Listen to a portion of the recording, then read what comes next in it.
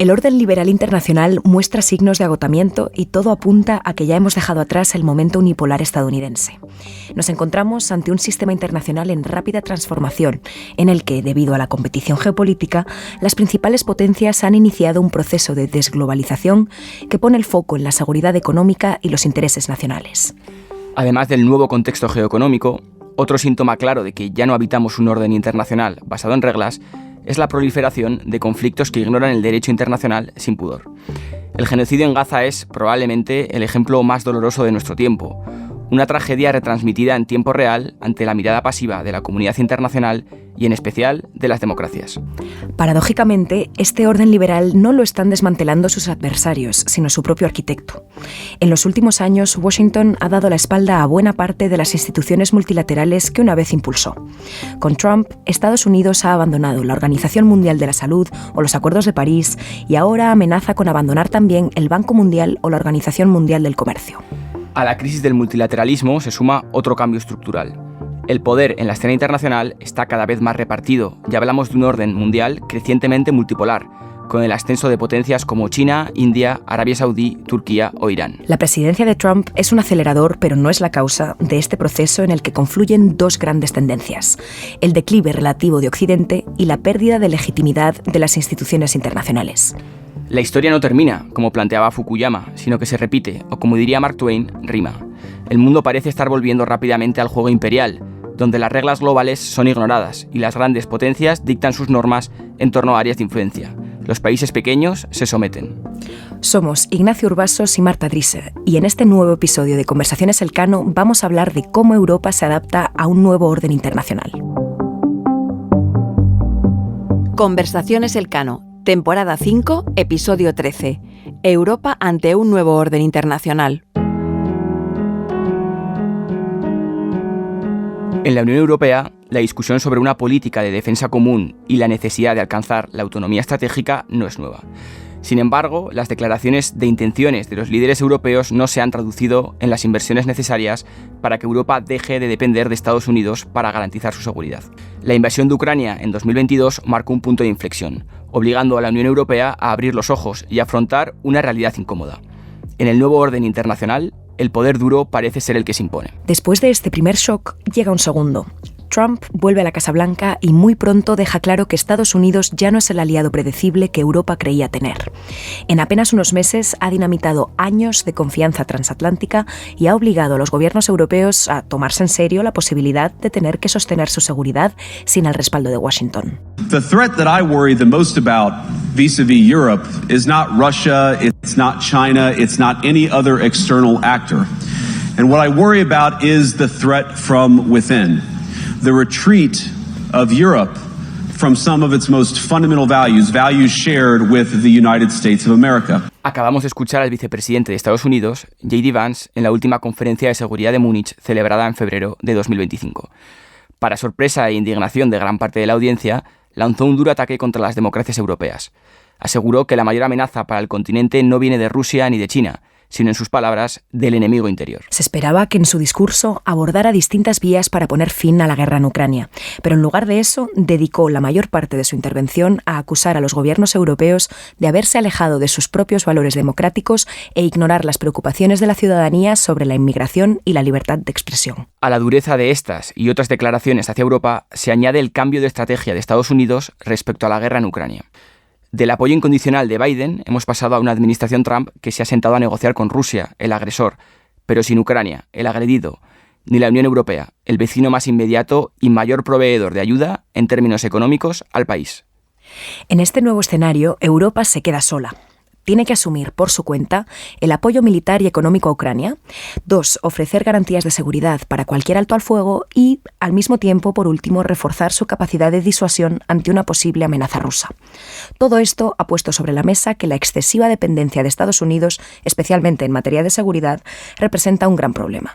En definitiva, el volantazo en la trayectoria de la relación transatlántica nos ha pillado con los deberes sin hacer. Para hablar de todo esto es un honor tener hoy con nosotros a Josep Borrell, exministro de Asuntos Exteriores de España, anterior alto representante de la Unión Europea para Asuntos Exteriores y Política de Seguridad y Distinguished Fellow del Real Instituto Elcano. Bienvenido, Josep. Hola, ¿cómo estáis? Bienvenido. Encantado de estar aquí. y de compartir esta reflexión. Vuestra introducción ha sido espléndida. Habéis hecho una pintura muy acertada de dónde estamos. Y yo seguiría la conversación resumiendo diciendo que a Europa nos han pillado desprevenidos y estamos un poco desconcertados, que es lo que te ocurre cuando te pillan desprevenido. No esperábamos, ciertamente, que Trump hiciera lo que está haciendo. Esperábamos que nos plantease problemas comerciales, no tantos como está haciendo. Esperábamos que nos pidiera más gasto en defensa, no tanto como está haciendo, pero no esperábamos que nos dijera que nuestra seguridad ya era nuestro asunto, no el suyo. No esperábamos que cortara brutalmente la ayuda al desarrollo, que es quizá la cosa peor que ha hecho, la más grave, las peores consecuencias. Tampoco esperábamos seguramente que le diera a Rusia en bandeja casi todo lo que Rusia pide antes de empezar esa famosa negociación.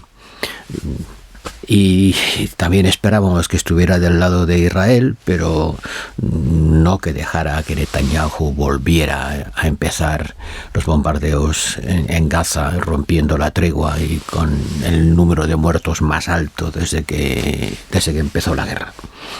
De manera que sí, Europa se enfrenta ahora a una mayoría de edad. Desde hasta ahora hemos vivido del paraguas protector americano en materia de seguridad. Eso es así.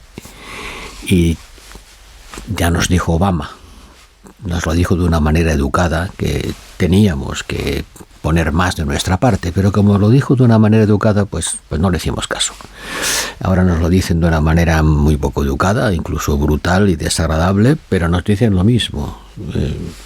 Nosotros americanos tenemos un problema en el Indo-Pacífico, Europa es su asunto, tienen ustedes que hacer más por su defensa, y poniendo incluso el énfasis en decir, y no esperen que nosotros les saquemos las castañas del fuego. Y poniendo las luces largas, hay muchas señales que nos hacen pensar que nos encontramos ante un orden internacional en transición, lo que hemos comentado en la introducción, ¿no?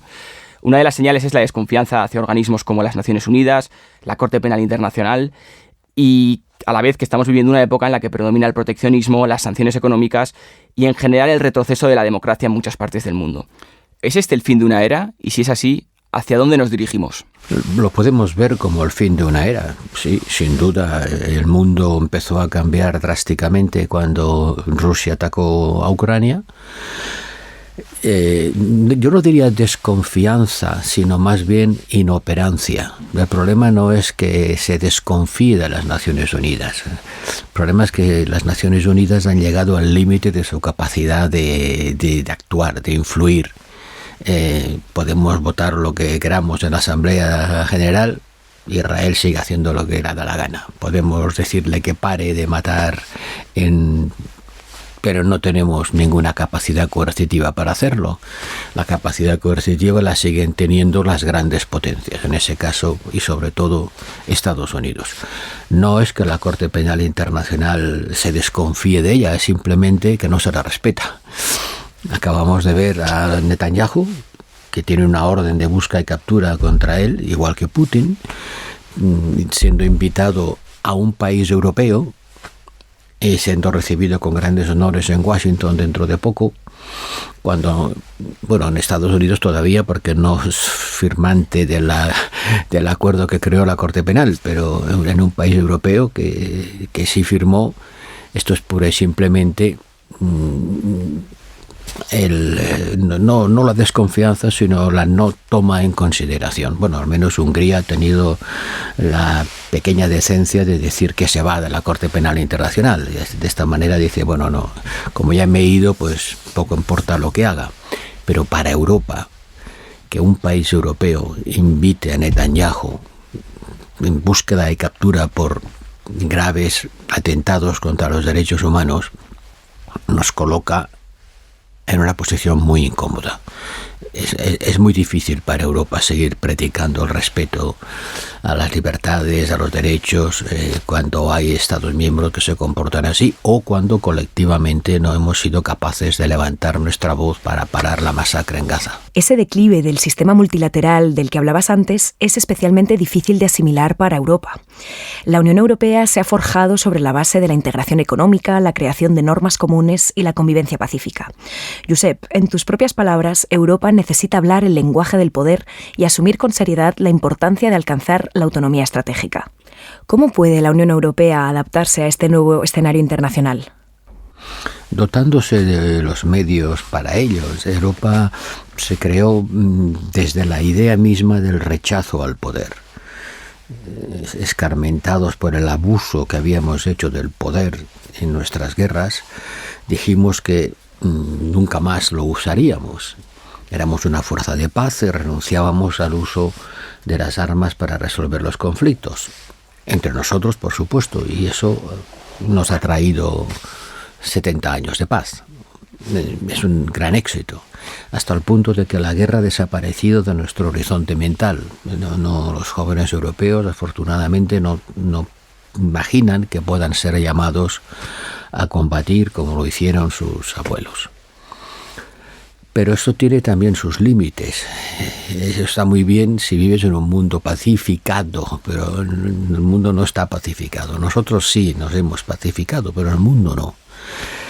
Y está más o menos aceptable si la pacificación, nuestra pacificación, no se ve perturbada por la falta de pacificación de los demás. Pero cuando la guerra llega a tus fronteras y algunos Estados miembros se sienten amenazados, y esta percepción de la amenaza no es la misma en Lisboa que en Tallinn, ¿no? Está claro que cuando decimos que Rusia es una amenaza existencial, no, eso no lo cree igual un portugués que un estonio. El estonio está absolutamente convencido de ello porque lo ha vivido en sus carnes, y el portugués no cree, y el español tampoco, que vaya a ver a los tanques rusos pasando por el Guadalquivir o el Tajo. Y entonces, bueno, eso de la amenaza sí, pero menos. Salvo que entendamos que somos una unidad y que las amenazas para uno lo son para los otros, que es la esencia de las alianzas militares. Pero Europa no es una alianza militar. Podría serlo, y está previsto en los tratados que lo pudiera ser si quisiera, con la unanimidad de todos. Esa unanimidad no existe. La OTAN ha sido la forma de garantizar nuestra seguridad. Pero la OTAN tiene un socio mayoritario. El 70% de la capacidad militar de la OTAN la pone Estados Unidos. Y naturalmente quien paga manda. Y la estructura militar de la OTAN está dirigida por mandos americanos. Es difícil imaginar que la OTAN haga nada que Estados Unidos no quiera. O que, como tenemos ahora, nos encontramos con una posición en la que algunos de los problemas que tenemos no los va a resolver la OTAN, y si lo tuviéramos en el marco de la OTAN, según Trump, su respuesta estaría por ver.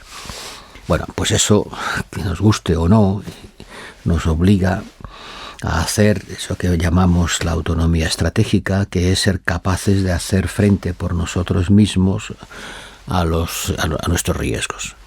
Y eso es incómodo, es caro, exige voluntad política, exige recursos materiales y humanos, y hay la lógica resistencia de las sociedades que han renunciado a la guerra a embarcarse en un esfuerzo militar. Ich hätte nicht geglaubt, dass ich so etwas mal denken, geschweige denn sagen müsste. Aber alle Signale, die wir aus den USA bekommen, deuten ja darauf hin, dass das Interesse an Europa deutlich abnimmt, die Bereitschaft, sich auch in Europa zu engagieren, abnimmt.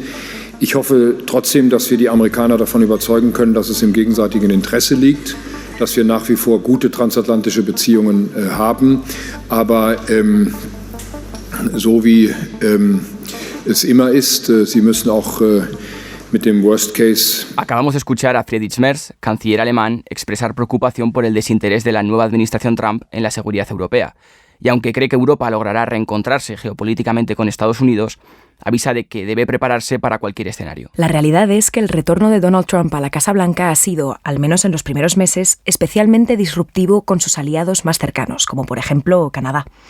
En el caso de Europa, el nuevo gobierno de Estados Unidos no oculta su desdén por las instituciones comunitarias y considera a la Unión Europea un actor que no contribuye lo suficiente a su defensa y que se beneficia injustamente del comercio bilateral. A diferencia de su primer mandato, Trump ya no parece ser un accidente de la historia y la coalición vaga parece haber llegado para quedarse.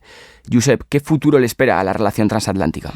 Europa está haciendo un esfuerzo, los europeos en Bruselas y los Estados miembros están todos haciendo un esfuerzo para evitar una ruptura traumática. Y la verdad es que no les contestamos en el mismo tono ni de la misma manera. La presidenta de la Comisión ha sido exquisita en sus respuestas, diciendo que ella espera encontrar a través del diálogo acuerdos.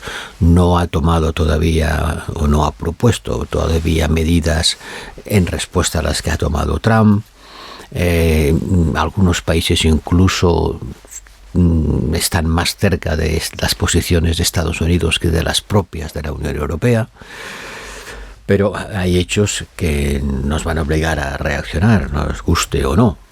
El más vivo y directo son los aranceles y las decisiones tomadas estos últimos días.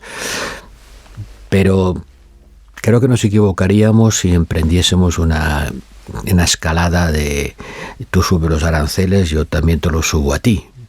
Porque eso, de alguna manera, es tirarnos un tiro en el pie, ¿no? Si subimos los aranceles a los productos americanos, estamos importando inflación, igual que ellos están importando inflación cuando los ponen a los nuestros. Si todo el mundo entra en una dinámica inflacionista, los bancos centrales tendrán que reaccionar subiendo los tipos de interés y entraremos en un proceso de reducción del crecimiento y la vieja estagflación, que ya la hemos conocido. Sería más inteligente actuar sobre los intereses americanos, que están más en el mundo de los servicios digitales. Las grandes empresas tecnológicas americanas obtienen grandes beneficios de los mercados europeos. Creo que se podría influir sobre esos beneficios y hacerles sentir también un coste. Pero de momento en Europa estamos un poco... va por barrios, ¿eh? No todos los países están en igual posición, pero la actitud dominante es vamos a ver si esto lo arreglamos. Y en algunos países no les cabe en la cabeza la posibilidad de una ruptura con Estados Unidos que les aleje de su protección militar. Y lo dicen abiertamente, no nos podemos pasar de Estados Unidos desde el punto de vista de nuestra capacidad defensiva. Por mucho que incrementemos la nuestra, sin Estados Unidos no tenemos capacidad para hacer frente a un potencial ataque ruso. Otros piensan que la autonomía estratégica debe conducir a tener esa capacidad, pero eso no va a ocurrir de la noche a la mañana y ocurrirá en función de los recursos que a ellos se dediquen. Como mencionabas, la cuestión de Ucrania es otro elemento importante de la relación transatlántica. Donald Trump expresó en campaña su deseo de poner fin al conflicto principalmente mediante la diplomacia. Su estrategia parece consistir en negociar directamente con Rusia sin incluir a la Unión Europea y que Ucrania acepte un alto al fuego sin garantías de seguridad estadounidenses. ¿Qué debe hacer la Unión Europea en este nuevo escenario? No es que parezca, es que es lo que es. Lo que has descrito no es que parece es que es así. O sea, hay negociaciones en las que la Unión Europea ni los Estados miembros han sido invitados, ni lo serán, por mucho que pataleemos y digamos tenemos que tener un puesto en la mesa, puesto que hemos sido también los grandes supporters de Ucrania. Trump quiere hacer una paz con Putin acerca de Ucrania, que Ucrania tendrá que aceptar. Lo que pasa es que de momento Putin le está saliendo rana, como era de esperar. Trump dice que es un gran negociador, pero de momento sus habilidades negociadoras en este caso no se ven por ninguna parte, porque ya de entrada ha cedido mucho a cambio de nada. Y Putin no tiene prisa y sube el nivel de sus exigencias. Europa tiene que seguir apoyando a Ucrania.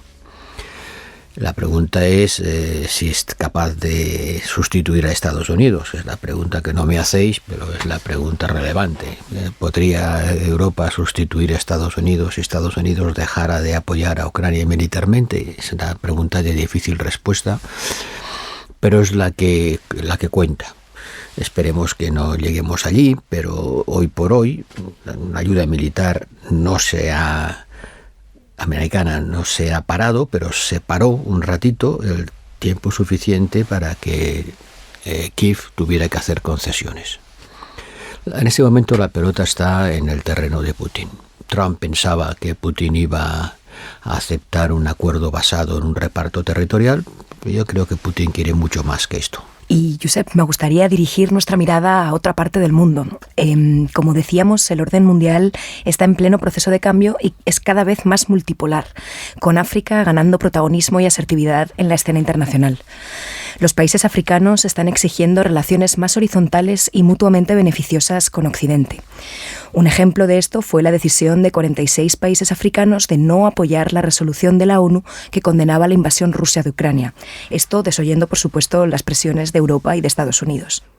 Más recientemente hemos visto además el fin de la cooperación entre Europa y Estados Unidos con los países del Sahel Central, con Francia a la cabeza, que también deberá cerrar sus bases militares en Senegal, Costa de Marfil y Chad. En este contexto, ¿cómo debe rearticular la Unión Europea sus relaciones con África y especialmente con África Occidental? Hay que tomarse mucho más en serio África. Hasta ahora hemos hecho grandes declaraciones y anunciando grandes cifras de inversión. Al principio de la anterior legislatura dijimos vamos a invertir 300.000 millones en África, no dijimos cuándo, si eran 300.000 millones al año o cada 10 años. Tenemos la mala costumbre de dar cifras sin ponerles una referencia temporal. 300.000 millones está bien, pero ¿son 300.000 al día o son 300.000 al siglo? Bueno, no es lo mismo, ¿no? Deberíamos ser más precisos y poner un calendario de ejecución. Pero a veces nos conformamos con el efecto anuncio y la gente no vive de anuncios, la gente vive de realidades. Hay que tomarse más en serio África, pero en algunos casos llegamos tarde. Cuando yo llegué a Bruselas estábamos presentes en todos los países del Sahel. Desde entonces ha habido golpes militares en casi todos ellos, con el apoyo de Rusia. Ya no estamos en ninguno, o casi en ninguno. Desde luego no estamos en Mali, ni en Níger, ni en Burkina Faso, ni en la República Centroafricana, un poquito en el Chad, pero pues veremos cuánto dura. Y en su lugar están los rusos, las compañías Wagner, que ahora se llaman Africa Corps, pero son los mismos. Y, por cierto, las medidas que ha tomado Trump van a golpear muy duramente a estos países, porque les ha cortado toda la ayuda al desarrollo, los países más pobres de la tierra, les ha cortado toda la ayuda al desarrollo, y si encima les pone aranceles para lo poco que pueden exportar, si es que exportan algo, esto para ellos es una señal desde Occidente, porque no crea que hagan mucho la diferencia, que rápidamente van a utilizar Rusia y también China para ocupar nuestro terreno. En realidad, África, los europeos la seguimos viendo a través de las lentes de la inmigración. Lo que preocupa a los europeos de África es que es una fuente de inmigración incontrolada. ¿Cuántas noticias hay sobre la guerra en Sudán? Ninguna. Muy pocas, sí. Yo no veo ninguna. Sí, no. Que es una de las guerras más mortíferas. ¿Cuál es nuestro compromiso, nuestra capacidad de influir en estos conflictos? Sí, tenemos misiones desplegadas en Somalia desde hace muchísimo tiempo, pero ni en Etiopía, ni en Sudán, ni por supuesto en todo el Sahel, ni en el conflicto entre el Congo y Ruanda estamos, ni hablamos de ello como si no nos afectara, y no estamos porque nuestra capacidad de influir es muy escasa. Realmente la capacidad de influir depende de tu voluntad de estar, y de estar no solamente con el cheque humanitario, que está muy bien, que es imprescindible y que incluso ahora se echan falta porque también estamos reduciendo la ayuda al desarrollo. Y esos países en conflicto sus perspectivas de intentar conseguir un desarrollo económico basado en inversiones extranjeras son prácticamente nulas, porque nadie va a invertir mientras esas guerras continúen. Hemos hablado al comienzo del fin del momento unipolar estadounidense, y si hablamos de ello es precisamente por el ascenso de China. Mientras Estados Unidos considera a Pekín como un rival sistémico, para Europa las cosas no son tan sencillas. Bruselas recientemente llegó a definir al gigante asiático como un rival, competidor y socio al mismo tiempo. ¿Esto realmente qué significa y cómo debería Europa articular sus relaciones con China? No, esta definición no es reciente, ella es ya vieja. Esta definición ya se hizo antes de que yo llegara a Bruselas en el 2019, o sea, es vieja de hace por lo menos 6 años. Pero hemos vivido de ella porque es una frase muy sintética, muy potente, con mucho contenido, que dice todo y nada a la vez, porque todo depende de la proporción en que esos 3 ingredientes se mezclan. Somos un competidor, somos un socio, un partner y somos un rival. Bueno, vale. ¿En qué proporción somos cada una de estas cosas? Eso es lo que define la política a seguir, porque si la rivalidad es el 100% de la relación es una cosa, y si el partenariado y la asociación es el 90% es otra. Y esa combinación ha ido variando a lo largo del tiempo.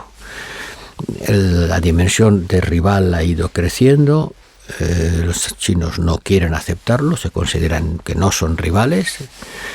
Competidores sí, pero bueno, Estados Unidos también es un competidor, ¿no?, desde el punto de vista económico. Y en los últimos meses, desde que yo dejé Bruselas, he oído el viento girar y la música cambiar. Antes era una actitud por nuestra parte mucho más asertiva, mucho más dura, mucho más confrontacional con China. Hemos de de-risk, hemos de eliminar el riesgo de nuestra relación con China. No había relaciones entre el Parlamento Europeo y China porque se habían puesto sanciones mutuamente. Estábamos siguiendo mucho Estados Unidos. Estábamos siguiendo mucho la actitud de la administración Biden de impedir el desarrollo tecnológico de China y poner muchos límites a nuestra relación. Ahora eso ha cambiado, porque de repente nos damos cuenta que si los Estados Unidos ya no son el socio y ya no son el aliado que han sido, pues hemos de buscarnos la vida con otros. Y la música ha cambiado, se ha dejado de hablar de de-risking. El Parlamento Europeo ha votado resoluciones para volver a restablecer relaciones con China y a visitas de alto nivel político. Así la chita callando, lo que parecía algo imposible, se rasgaba todo el mundo las vestiduras cuando sugerías que a lo mejor teníamos que volver a hablarnos. Ahora de repente pues hemos decidido hacerlo porque hemos visto que la actitud de Estados Unidos nos obliga a abrir el horizonte de nuestras alianzas. El presidente del gobierno español está en China otra vez. Es un buen ejemplo de un gobierno que es consciente de la importancia geoestratégica que tiene China, su avance tecnológico que nos sorprende todos los días. No podemos entrar en una relación de rivalidad con China. Mencionabas ahora brevemente a España y me gustaría profundizar un poco en cómo ella se sitúa en este nuevo escenario, ¿no? Nuestras fortalezas residen en nuestra cultura, lengua, la cooperación internacional y la diplomacia, también la empresarial. Nos sentimos cómodos en un mundo multilateral, abierto comercialmente y libre de violencia, un mundo que privilegia la solución pacífica de los conflictos. Sin embargo, hemos descrito un nuevo orden internacional donde estos valores parecen perder peso y las grandes potencias imponen su voluntad mediante la fuerza. ¿Está España preparada para enfrentarse a estos nuevos tiempos? Como he dicho antes, Europa en su conjunto se ha visto un poco cogida por sorpresa frente al radical cambio de actitud de Estados Unidos. Y creo que todavía no hemos digerido las consecuencias de eso, porque las vamos percibiendo a medida que se producen. España tiene una enorme ventaja, que es su lengua y su irradiación mundial. El castellano es la segunda lengua más hablada en el mundo después del chino mandarín. Eso no lo sabemos y no lo valoramos, pero es un gran activo cultural, social y también económico. Y creo que probablemente no lo explotamos suficientemente, pero ahí está. Recibimos mucha emigración de América Latina y eso nos permite mantener a flote a una sociedad envejecida y al mismo tiempo sin grandes problemas de asimilación que en otros países tienen. España ha jugado un papel muy importante en el conflicto de Oriente Medio. Se ha distanciado de la posición dominante en Europa de Israel que haga lo que quiera. Al contrario, ha querido poner límites a la forma en que Israel lleva a cabo la guerra en Gaza y recriminado duramente el inaceptable número de víctimas civiles. Eso le ha granjeado mucha simpatía en el mundo árabe. Está teniendo una apertura en las relaciones con China muy inteligente. Como decía antes, naturalmente el sistema político chino no es el nuestro, pero eso no ha impedido a nadie invertir o comerciar con China todo lo que hiciera falta. Y en este momento, la actitud del gobierno español, las dudas que manifestó sobre las aranceles a la importación de coches eléctricos chinos, una actitud mucho más comprensiva y dialogante con respecto a China, creo que también está apreciada. No generamos anticuerpos en ninguna parte del mundo. Dejamos de ser una potencia colonial mucho antes que los franceses y los ingleses, y nuestra presencia en el mundo se ve no tiene el resabio antiimperialista que todavía, o anticolonial que todavía existe en algunas partes. Y esos son activos. Luego tenemos empresas muy eficientes en algunos sectores de punta. Tenemos unas relaciones comerciales, tenemos superávit en la balanza de pagos. Eso, si me oye Trump, me va a castigar. Bueno, no la tenemos con Estados Unidos y eso nos hace perdonar, pero tenemos un superávit de balanza de pagos, lo cual es una cosa que no había ocurrido en la historia económica de España, casi nunca. Y ahora estamos liberados de esta restricción exterior porque hemos ganado competitividad. Y sí, España juega hoy un papel muy superior a su dimensión económica.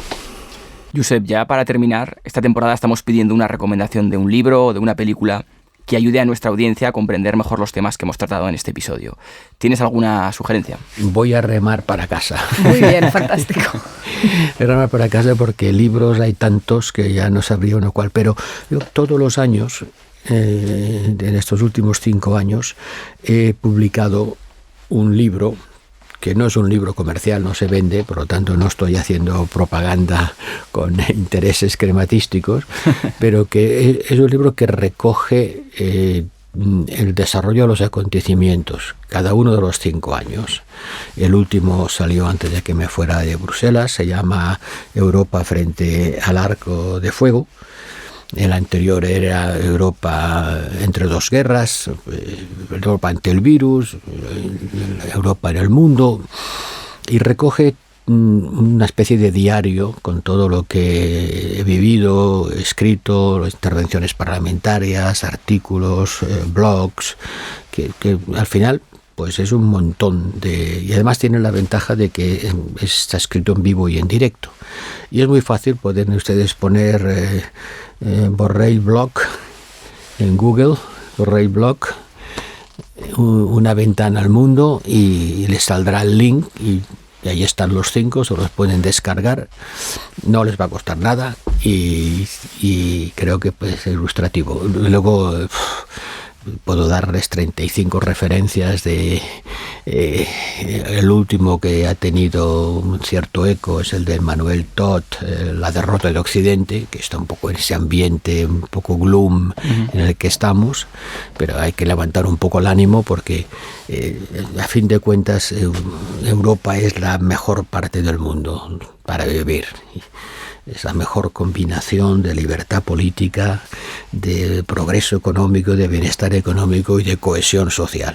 No somos perfectos en ninguna de esas tres dimensiones, sin duda no, pero somos la mejor combinación de esas tres cosas. Hay países que tienen quizá más dinámica económica, pero menos libertades políticas. Hay otros que tienen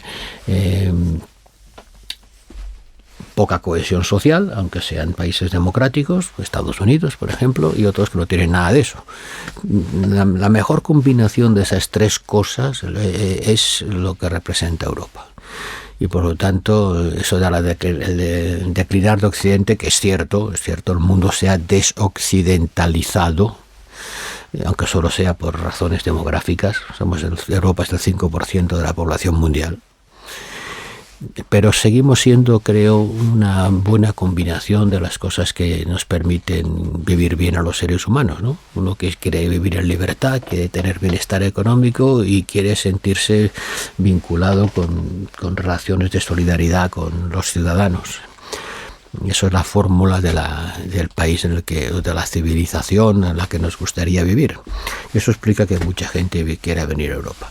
Bueno, volviendo a las referencias bibliográficas, yo les sugiero esta porque es un diario de a bordo de los últimos 5 años. Y también hay de películas no sabría decirle, pero también hicimos una película, un documental, que ha pasado por varias cadenas de televisión, por Televisión Española, por Arte,